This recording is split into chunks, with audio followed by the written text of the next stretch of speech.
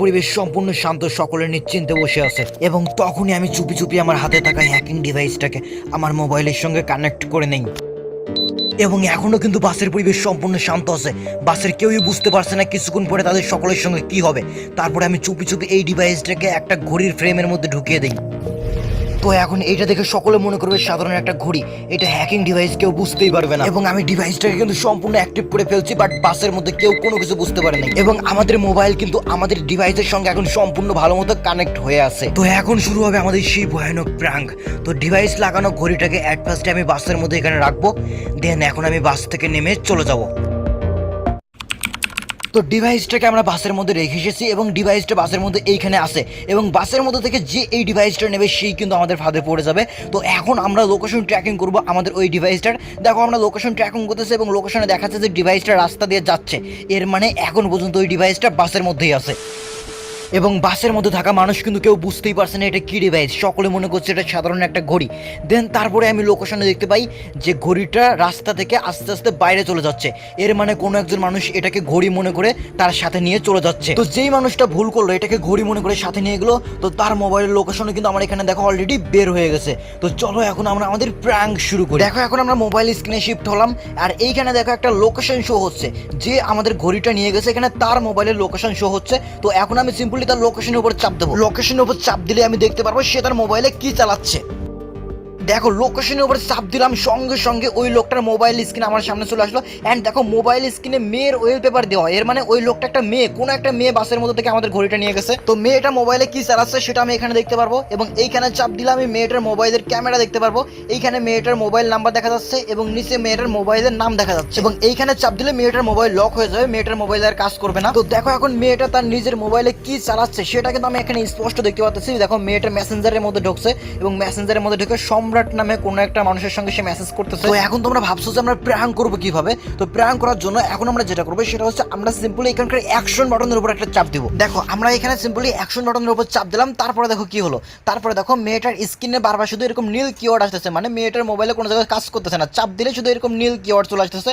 তো আমরা এটাকে বেশিক্ষণ চালু রাখবো না, আমরা এটাকে এখনই অফ করে দিব। এন্ড গাইস উপরের দিকে চাপ দিলে কিন্তু মেয়েটার মোবাইলের ক্যামেরা দেখা যাবে, কিন্তু সেটা আমি এখনই দেখবো না। চলো এখন মেয়েটাকে ফোন দিয়ে মেয়েটার সঙ্গে প্র্যাঙ্ক করা যাক। হ্যালো, আসসালামু আলাইকুম। ওয়ালাইকুম আসসালাম। কে বলছি আপনি কি কেবল সম্রাট নামে একটা ছেলেকে মেসেঞ্জারে মেসেজ দিয়েছেন?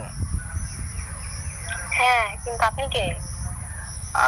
আর কিছুক্ষণ আগে আপনার মোবাইলে একটা সমস্যা হয়েছিল, আপনার মোবাইলে কোনো সফটওয়্যার কাজ করছিল না, খালি কোনো জায়গায় চাপ দিলে শুধু নীল নীল লেখা চলে আসছিল, তাই না? হ্যাঁ, আপনি জানলেন কিভাবে আমার ফোনে সমস্যা হয়েছে?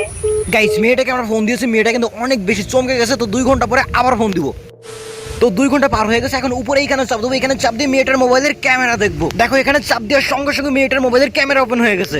কিন্তু এটা কিন্তু অতিরিক্ত বেশি ক্লিয়ার না। প্রথমত ঘড়ি হচ্ছে আমার এখান থেকে অনেক দূরে নিয়ে গেছে, দেন এই মেয়েটার মোবাইলের ক্যামেরা হয়তো ক্লিয়ার না, সেই কারণে আমরা এটা অতটা বেশি ক্লিয়ার দেখতে পারতেছি না। অ্যান্ড তাও কিন্তু আমরা মেয়েটার সামনের ক্যামেরা যথেষ্ট ভালো মতো দেখতেছি। অ্যান্ড এইখানে কিন্তু অনেক অংশে তার সম্পূর্ণ ফেস দেখা যায়। দেন দেখো তারপরে আমরা এখানে দেখতে পাই যে তার গায়ে হয়তো লাল শাড়ি আছে। দেন তারপরে আমরা ফোন দিয়ে মেন প্র্যাঙ্কটা করি। হ্যালো, আসসালামু আলাইকুম। ওয়ালাইকুম আসসালাম।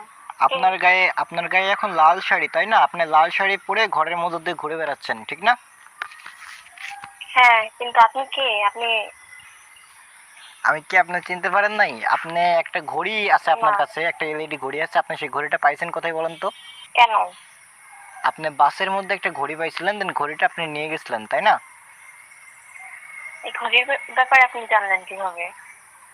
আমি আর অনেক কিছু জানি, আপনি মোবাইলে কখন কি চালান সব কিছু। আমার সাথে কি মজা করতেছেন? এবং তারপরে আমি মেয়েটাকে সব কিছু খুলে বলি যে ঘড়ির কারণে এমনটা হচ্ছে, কিন্তু মেয়েটা মোটে বিশ্বাস করতেই চায় না। কিন্তু তারপরেও সে অনেক বেশি অবাক হয়ে যায়, মানে আমাদের প্র্যাঙ্কটা সম্পূর্ণ সাকসেস হয়। তো চলো এখন আমি তোমাদেরকে স্মার্ট লাইফ সব সম্পর্কে বলি। যারা অনেক ইউনিক গ্যাজেট আমার কাছ থেকে কিনতে চাও কিভাবে কিনবা চলো বলে দেই।